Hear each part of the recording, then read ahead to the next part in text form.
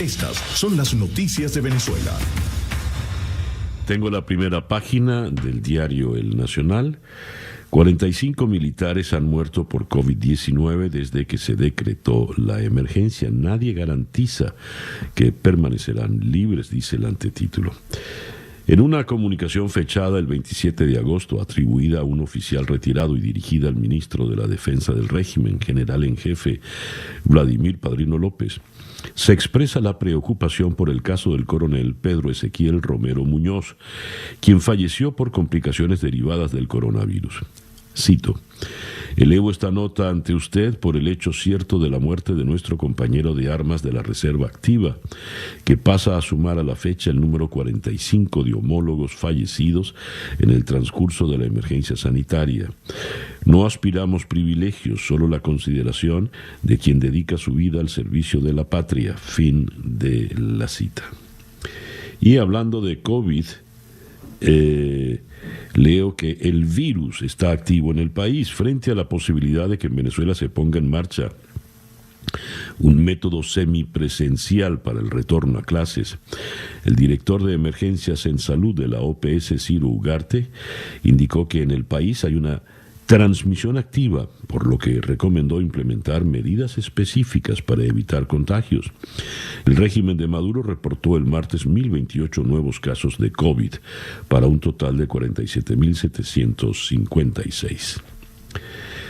Líderes políticos rechazan llamado a participar en legislativas, le salen al paso a la posición de Enrique Capriles. No se trata de votar o no votar, el verdadero dilema es luchar o no luchar, y yo he decidido luchar, dijo el miércoles Enrique Capriles en sus redes sociales. La ola de críticas por parte de otros dirigentes no se hizo esperar. Juan Guaidó consideró que no es una alternativa avalar el fraude que pretende llevar a cabo el régimen. Antonio Ledesma manifestó que participar en comicios es claudicar ante el tirano. Para María Corina Machado, rendirse no es una opción. Andrés Velázquez afirmó que lamentablemente Capriles opta por cohabitar con Maduro, mientras que Delsa Solórzano dijo que no hay argumento sólido para acabar con el único poder legítimo que es la Asamblea Nacional. Citan aquí lo que afirma la BBC Mundo: las elecciones parlamentarias provocan un sismo en el seno de la oposición. James Tory, el embajador designado para Venezuela, Estados Unidos reconocerá a Guaidó como presidente hasta el cese de la usurpación.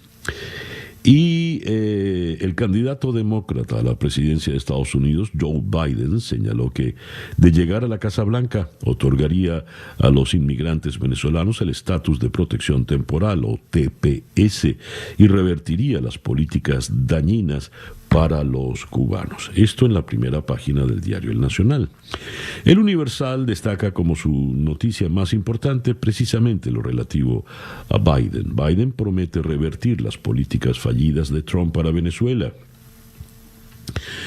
Es un fracaso abyecto. Desde que asumió el cargo, Nicolás Maduro se ha fortalecido.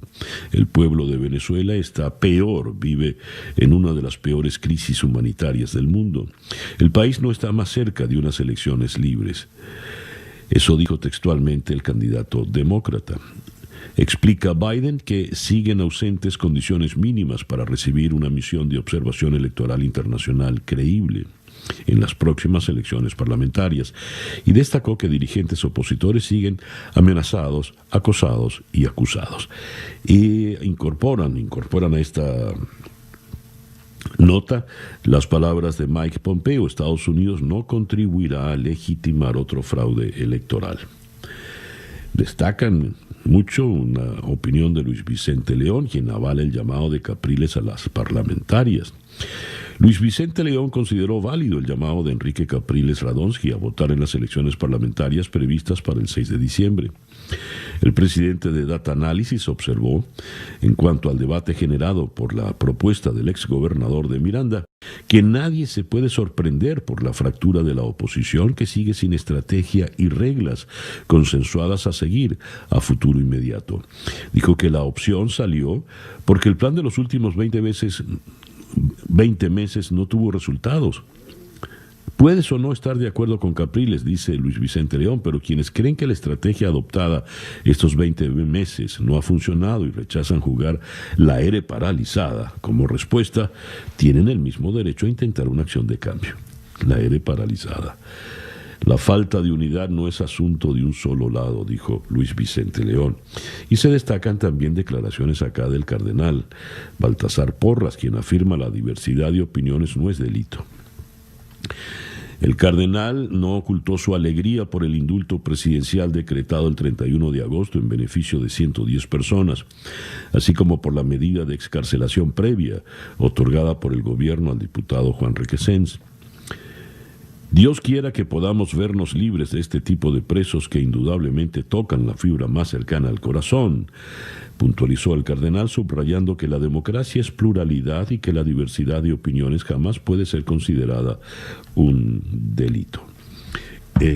Hoy, por cierto, vamos a entrevistar al cardenal Porras.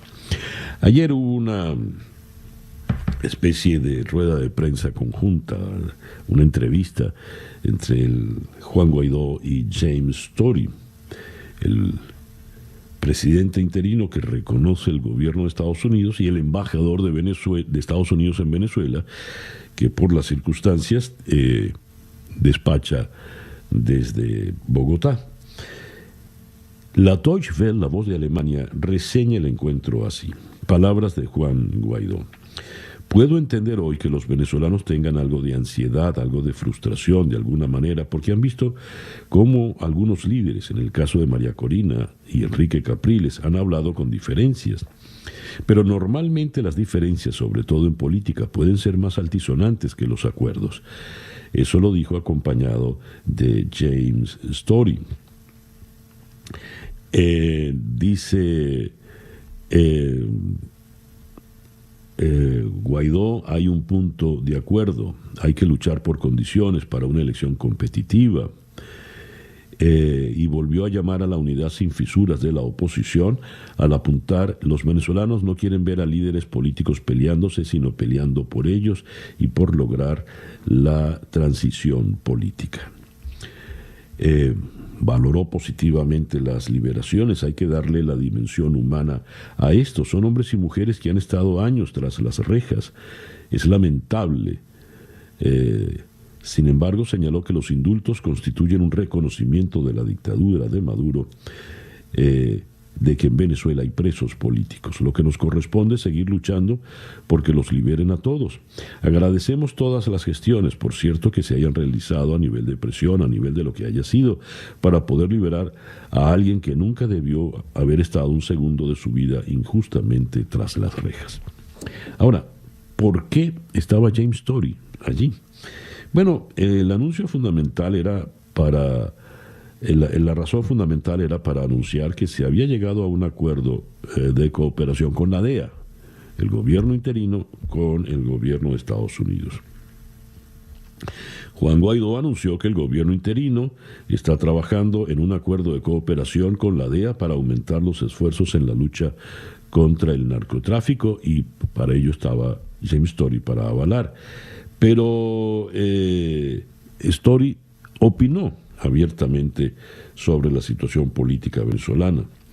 Las opciones están sobre la mesa, pero explico, cuando decimos que hay que hacer plan A, plan B, es que hay mucho trabajo que hacer con las bases, con los movimientos sociales, pero claro que todas las opciones están sobre la mesa. Yo entiendo que los venezolanos puedan sentir algo de ansiedad porque han visto algunos líderes... estas son las palabras de Guaidó que ya les había comentado. Y James Story sí dijo, con relación a las elecciones, me parece el mismo guión de 2018, un guión de Cuba. La comunidad internacional tiene que aprender de la historia. Si es cierto que tenían pruebas contra Juan Requesens por magnicidio contra Maduro, ¿cómo podrían darle casa por cárcel? También atacaron a la madre de Armando Armas. Es parte de este guión de dejar salir y encarcelar a otras personas. Y se refirió a Alex Saab: estamos trabajando con la justicia de Cabo Verde y tenemos confianza. No puedo explicar lo que busca el régimen de Maduro, pero obviamente el señor Saab es muy importante para ellos. Vamos a seguir los pasos para seguir la extradición, pero estamos esperando a la justicia de Cabo Verde. Y de Estados Unidos desmintió esa denuncia de Alex Saab de que 4 hombres entraban todas las noches pagados por Estados Unidos para molerlo a palos. Son las 7:18 de la mañana acá en Día a Día. Noticias de Latinoamérica. Comenzamos en Colombia. La independencia de los poderes del Estado es objeto de discusión en Colombia a raíz del traslado del proceso del expresidente Álvaro Uribe de la Corte Suprema a la Fiscalía, de la que su defensa espera que se levante la detención domiciliaria. Al respecto, recuerdan, hablamos ayer con su abogado Jaime Granados. Y siguiendo en Colombia, al menos 13 senadores han dado positivo por el nuevo coronavirus tras la sesión presencial que se llevó a cabo la semana pasada para elegir al nuevo procurador general y uno de los magistrados del Constitucional. Además de estos 13 parlamentarios, el Senado ha emitido un comunicado informando que hay otros 5 que están a la espera de recibir sus pruebas porque la cifra total podría aumentar. Hablando del coronavirus, hay conmoción en la Argentina. Escuche usted qué dramática esta historia. Paola de Simone, profesora de la Universidad Argentina de la Empresa, falleció el martes por la tarde mientras dictaba una clase virtual. Los minutos previos a su desvanecimiento quedaron registrados y fueron sus alumnos quienes intentaron socorrerla cuando la mujer de 46 años indicó que tenía problemas para respirar. Las imágenes fueron compartidas por uno de los pocos estudiantes en las redes sociales y retiradas a los pocos minutos por expreso pedido de sus familiares y alumnos. En el video, 2 estudiantes le preguntaron cuál era la dirección de su casa para enviarle una ambulancia. La docente solo atinó a responder: no puedo. Qué pena. El señor Bolsonaro: no consigo matar ese cáncer que son las ONG. Uf. El presidente de Brasil, Jair Bolsonaro, volvió a defender las políticas de su gobierno para la Amazonía. Insistió en que existe una campaña contra Brasil por los incendios en esa región y arremetió de nuevo contra las ONG. Ustedes saben que las ONG en gran parte no pueden conmigo, pero yo no consigo matar ese cáncer que en gran parte son las ONG, dijo textualmente Bolsonaro en una transmisión directa a través de sus redes sociales en la que abordó la cuestión amazónica. La Villa Panamericana de Lima, que albergó a miles de deportistas en los Juegos de 2019, sirve desde hace 5 meses de hospital de emergencia para pacientes con el nuevo coronavirus, donde han recuperado su salud ya más de 10.000 peruanos. Coronavirus en Chile. Las autoridades sanitarias permitirán las pequeñas reuniones familiares en las zonas bajo cuarentena para conmemorar las fiestas patrias, mientras bares y restaurantes comenzaron a abrir al aire libre en algunos barrios de Santiago. La presidenta interina de Bolivia, Yanine Áñez, advirtió que si Evo Morales vuelve al país, en caso de ser habilitado como candidato a senador, tendrá que enfrentarse a la justicia. La expresidenta de Costa Rica, Laura Chinchilla, anunció que ha desistido de presentarse como candidata a la presidencia del Banco Interamericano de Desarrollo por cambios abruptos, dijo, en las reglas del proceso de presentación y selección. Recordarán que Estados Unidos por primera vez ha planteado un candidato, Mauricio Claver Carones, el candidato de Donald Trump para presidir el BID. Coronavirus en México, cifra de muertos aumentó a 66.329 y aumentó a 618.894 contagios. Siguiendo con México, el Universal en Ciudad de México, 49% de los muertos por COVID son del sector salud, según informan los médicos. Y en Buenos Aires, el Clarín, por la crisis de inseguridad envían a 4.000 gendarmes al cono urbano bonaerense. El gobierno busca frenar el auge del delito. Y en La Nación de Buenos Aires, en primera página, Capriles patea el tablero y se fragmenta la oposición en Venezuela. 7:23 de la mañana, luego de haber leído para ustedes las noticias de América Latina. Escuchas Día a Día con César Miguel Rondón. Vamos a comenzar en Madrid con Olga Sarrado. Olga Sarrado es la vocera de ACNUR, la institución de Naciones Unidas para los Refugiados. Los niños refugiados son los grandes perdedores de la pandemia, alerta ACNUR en su último informe. Según advirtieron ayer el alto comisionado de Naciones Unidas para los Refugiados, la mitad de los niños refugiados del mundo no están escolarizados, una situación que puede agravarse con la pandemia del nuevo coronavirus.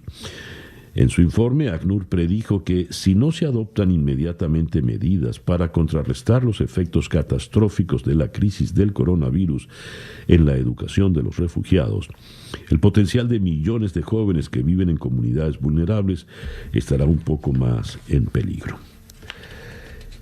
De la ciudad de Madrid vamos a la ciudad de Mérida, en Venezuela, para conversar con el arzobispo metropolitano, el cardenal Baltasar Porras.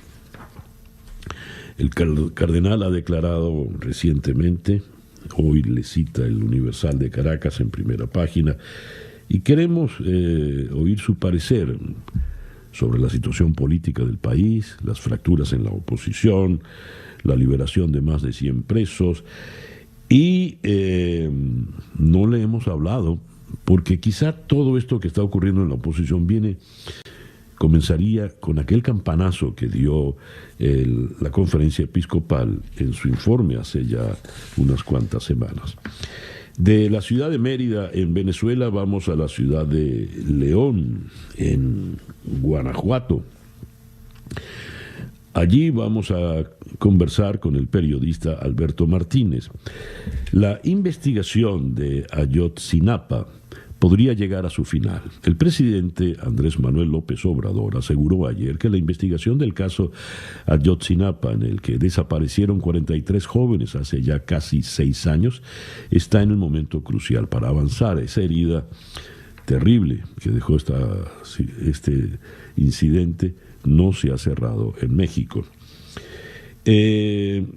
Luego de León, en Guanajuato, venimos a Estados Unidos, pero no tengo claro si es en Washington donde está nuestro próximo entrevistado, que es Tom Pérez, presidente del Comité Nacional Demócrata. Él es el primer latino en ocupar este cargo tan importante dentro del Partido Demócrata, y con él pues vamos a abordar el tema electoral, de la campaña electoral en Estados Unidos. La diferencia de votos sigue, la diferencia en el favoritismo sigue a favor del candidato Biden. De Washington, donde creo que está Pérez, vamos a ir hasta la ciudad de Puerto Ordaz, en Venezuela, para conversar con Rubén González, el dirigente sindical de Ferrominera del Orinoco, quien estuvo preso por más de año y medio y ya está en libertad. Dormí en la intemperie en una oportunidad esposado a un tubo. Ahí me cayó un chaparrón de agua, entre las cosas que ha contado Rubén González ahora al salir. Y de Puerto Ordaz vamos a bajar hasta Buenos Aires para conversar con el doctor Daniel Priluca, médico infectólogo, jefe de infectología en un hospital allá en Buenos Aires. Médicos argentinos pierden la batalla contra el COVID. La Facultad de Medicina de la Universidad de Buenos Aires advirtió en una carta abierta a la sociedad que hoy transitamos el momento más difícil de la pandemia, y afirmó que de no implementarse medidas adicionales, esta situación continuará agravándose día a día, porque la cantidad de infectados y fallecidos sigue en aumento en medio del cansancio de médicos y enfermeros. Esa pues nuestra agenda para el día de hoy, cuando el reloj indica que son las 7:27 de la mañana. Capicúa. El editorial con César Miguel Rondón. Andrés Oppenheimer, un polémico periodista argentino radicado en Estados Unidos, había escrito un artículo a propósito de la lo que él consideraba la hipocresía de Donald Trump con los venezolanos, porque, explicaba él, no les ha dado a los venezolanos el TPS, el permiso temporal para estar en Estados Unidos sin mayor dificultad. Decía Oppenheimer, este es un acto hipócrita, porque solo ponen sanciones, pero más nada. Pues bien, ese TPS es lo que está prometiendo Joe Biden para los venezolanos en este contexto de campaña electoral, y es el gran titular del Universal en esta mañana. Biden promete revertir las políticas fallidas de Trump para Venezuela. Hago mención a esto porque Estados Unidos ha pasado a ser un jugador fundamental en el caso venezolano. Y eso no necesariamente es bueno, porque se pasa a depender en demasía de lo que se decida en Washington y no lo que decidan los venezolanos en su país o donde quiera que estén. James Story, el embajador designado para Venezuela, que tiene que despachar desde Bogotá porque formalmente no hay relaciones, ayer declaró al lado de Juan Guaidó, virtualmente se entiende, y ya este hecho pues levanta alguna incomodidad, algún escozor, y allí habló abiertamente de política venezolana. En un contexto distinto eso se hubiera considerado inaceptable, pero todo ha cambiado mucho. Y la crítica que le han hecho a Juan Guaidó es que está demasiado dependiente de la estrategia de Estados Unidos. Ese es un punto que hay que observar, porque la solución venezolana siempre tendrá que ser eso, venezolana, hecha por los venezolanos.